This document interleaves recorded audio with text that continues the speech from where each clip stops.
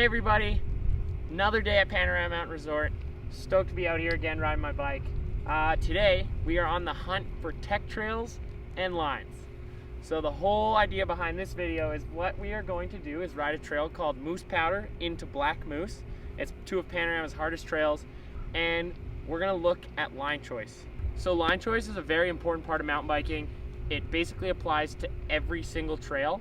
What we're gonna do, head down there, find some tech lines, and I'm going to talk you guys through why it's important, as well as what goes through my head when I'm looking at lines.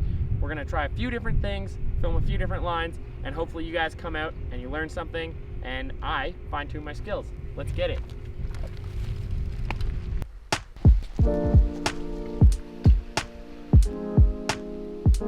So we're standing here in the first section that I want to look at.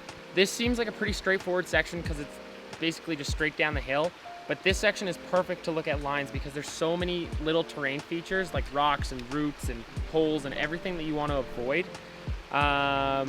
So what I'm gonna do is sort of break down what would go through my mind while picking this line, as well as which line I'm actually gonna pick to carry the most speed and be the smoothest through this section.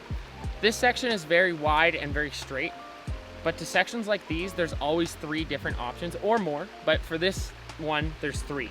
There's a far right, a dead center, and a far left. And the easiest way to break it down is how to figure out to go from far right to far left, or from the middle to the left, or from the middle to the right, or whatever way through to sort of link up the smoothest sections of this section. The easiest way to break this down is to work in sections instead of being like, this is exactly what I'm gonna do, and I'm just gonna ride straight right or straight left. The best way to do it is to try and figure out the fastest way to do each section of the section. Okay, so we're gonna start here at the first section. The most important thing is focusing on where you're gonna start and looking ahead so that you're knowing exactly where you're gonna go. Because if you're looking down at your front tire, you're not gonna see what's in front of you. It's not gonna be very nice for you. So as you can see on the right side here, a lot of big holes. This route may be a little bit easier because there's not really any big rocks in the way, but it is really rough and there's a lot of things to hit. If you go to the hard left, there's a big rock with a big flat edge, and that's something you could potentially flat on, dent your rim, get hung up, lose a lot of speed on. So what we're gonna try and do is actually split the gap between them and miss the big hole and the big rock and sort of jump and land between those two. They're not big, but two rocks sort of down in the middle of the trail. It's the most direct line, it's the smoothest line, and it sets me in a direction that's gonna allow me to carry speed over the next rough section and down towards the end of this section of trail. It's straight, it looks smooth, and together, that's fast. Oh, great exit. He had a good exit line, he just kind of swerved a lot up here. Okay, so this would be the second section of this part of the trail. From here down, the most important thing is trying to carry speed to the exit of the section. You can ride the first part of a section really good, really smooth, have your line perfect, but if you don't get the exit right, it doesn't matter, because the most important thing about a lot of sections like this is the exit speed. So the most important part for me here is finding something that I can be smooth on, as well as pump off of and carry my speed through. So what I'm looking for here is some type of backside to a natural feature, or the smoothest line out of here. And for me, there's a line that happens to be both. So I'm gonna stick as far to the left of the trail as I can here, aim to get over this hole, and then backside one of those big roots down there and pump so that I can carry as much speed as possible into that next turn.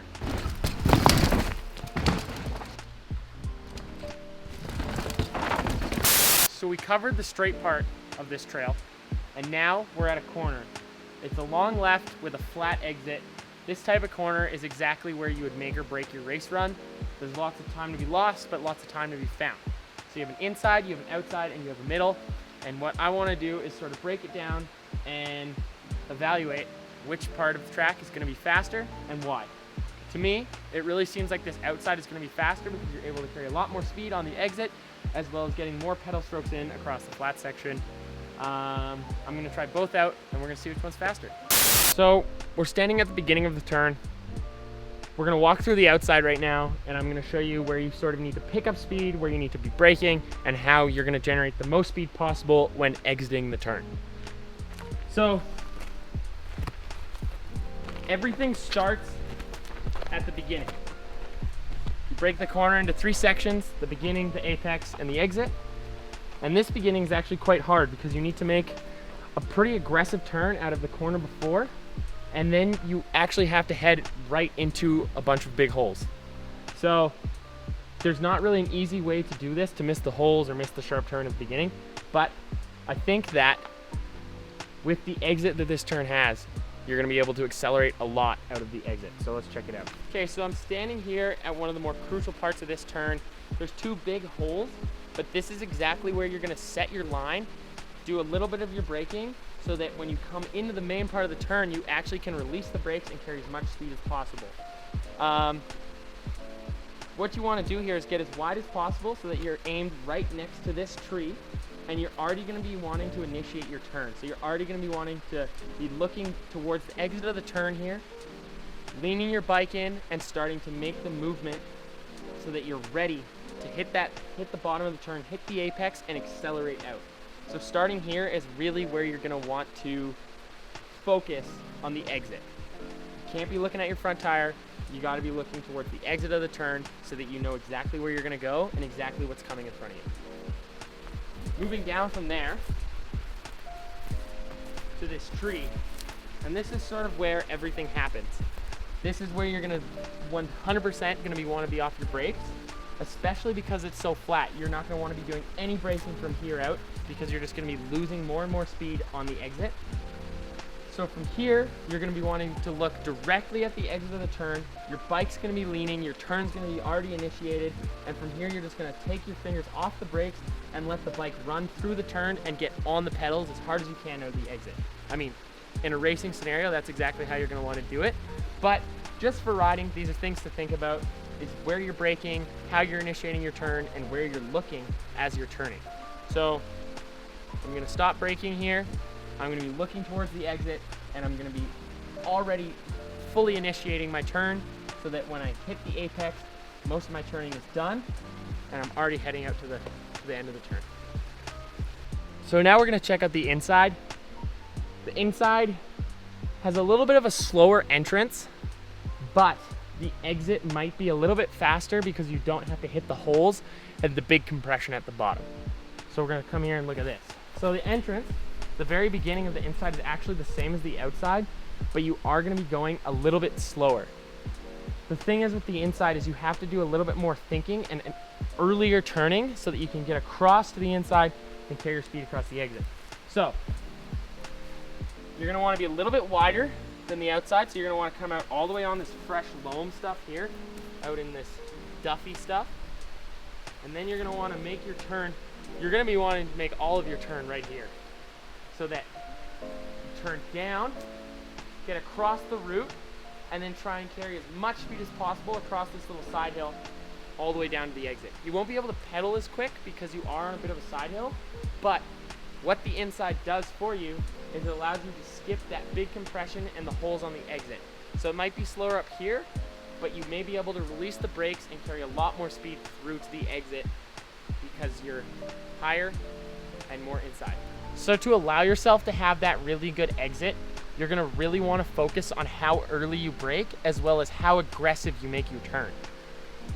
Because this is such a small area to make your turn, you're gonna wanna brake early and hard so that you're basically going slow enough to make this turn correctly, because if you do miss the high line, you're gonna blow out, you're gonna go too low, and the whole line doesn't matter. So you're gonna wanna make all of your turn right here so that you're already pointed across the high line here. And as you get onto the high line, you're gonna wanna look directly to the exit. Looking ahead and looking towards your exit is really important in this type of corner, so that when you get onto that fresh dirt there, you know exactly where you're headed and you can carry as much speed as possible because you know it's coming. It's a little bit trickier, this inside line, because you do have to do harder braking, harder turning, and then exit on an off camber. But because it's so much shorter than that outside and you avoid a lot of the holes, there's potential for it to be faster.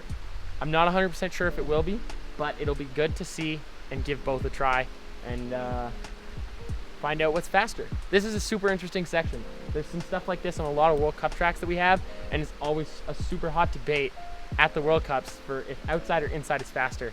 So it's cool to have stuff like this and to be able to practice this here in Panorama. So without further ado, I'm gonna head up, get on my bike, try both lines. We're gonna time it and find out which one's faster. Let's do it.